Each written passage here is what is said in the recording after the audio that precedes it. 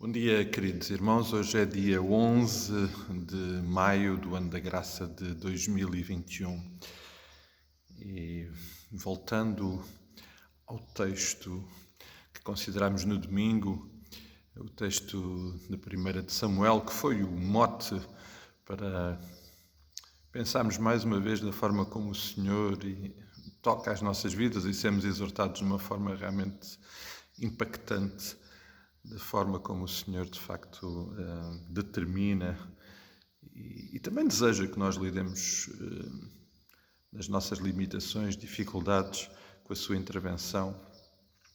Eu gostava hoje de exatamente voltar ao início desta história de Samuel, da sua mãe Ana, do seu pai Elcana.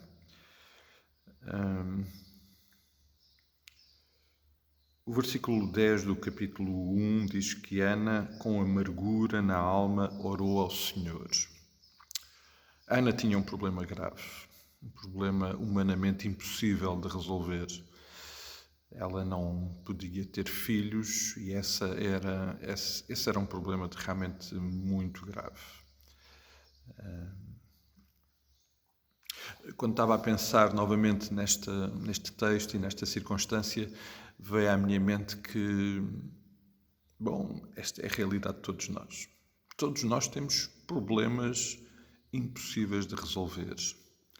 Todos nós lidamos com circunstâncias muito difíceis na nossa vida. Isto é algo transversal à nossa vida, à nossa humanidade, à nossa realidade aqui neste mundo. Às vezes até podemos olhar para os problemas de outros e achar que esse problema não é assim tão grave, o nosso é sempre mais grave. Vai sempre depender da nossa perspectiva e da nossa experiência. A verdade é que, pessoalmente, individualmente, todos temos problemas muito difíceis de resolver, impossíveis de resolver. Ana tinha esse problema e diz o texto que orou ao Senhor. E eu queria só lembrar mais alguns exemplos de casos semelhantes a este, só para termos um patamar, um ponto de partida, um denominador comum para todos nós. Se formos a Marcos capítulo 10, nós vamos encontrar um homem com um problema impossível. Marcos capítulo 10 registra-nos a história de um homem chamado Bartimeu, que era cego e que estava lá à entrada de Jericó, e este homem tinha um problema impossível de resolver. O que é que este homem fez? Ouvindo que Jesus estava por perto, gritou: Jesus, filho de Davi, tem compaixão de mim. É o que nós precisamos de fazer quando temos problemas impossíveis. Em Lucas capítulo 17. Em Lucas capítulo 17 encontramos 10 homens com um problema impossível. Jesus, no versículo 11 do capítulo 17 de Lucas, ia a caminho de Jerusalém, passava pelo meio da Samaria, da Galileia, e ao entrar numa aldeia saíram-lhe ao encontro 10 leprosos, e que ficaram de longe e gritavam: Jesus, Mestre, compadece de nós. Àquela época, esta ainda hoje é uma doença muito grave, aquela doença era absolutamente impossível, a solução era impossível.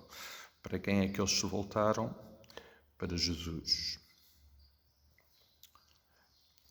2 Coríntios capítulo 12, e vamos terminar por aqui, em termos de exemplos que eu creio que nos são suficientes, teríamos muitos outros para considerar. 2 Coríntios capítulo 12 registra-nos o momento em que Paulo, tendo um espinho, neste caso nós não sabemos realmente que problema era este, mas era um espinho na carne, um problema grave, que diz na descrição de Paulo, no capítulo 12, versículo 7, que foi posto um espinho na carne, mensageiro de Satanás para me esbofetear a fim de que não me exalte. Portanto, algo realmente muito difícil. Há algumas ideias, algumas especulações sobre este espinho na carne, do qual de facto não sabemos exatamente qual seria o problema. Sabemos que Paulo tinha um problema grave, impossível de resolver pelos seus próprios recursos, e o que é que ele fez? Diz o versículo 8: 3 vezes pedi ao Senhor que o afastasse de mim. Amados, todos nós vamos ter problemas graves e impossíveis para resolver. Uns de uma maneira, outros de outra. Alguns, aos nossos olhos, se calhar mais ou menos graves do que os nossos. Os nossos serão sempre os mais graves, porque são os nossos, são os que nos fazem sofrer.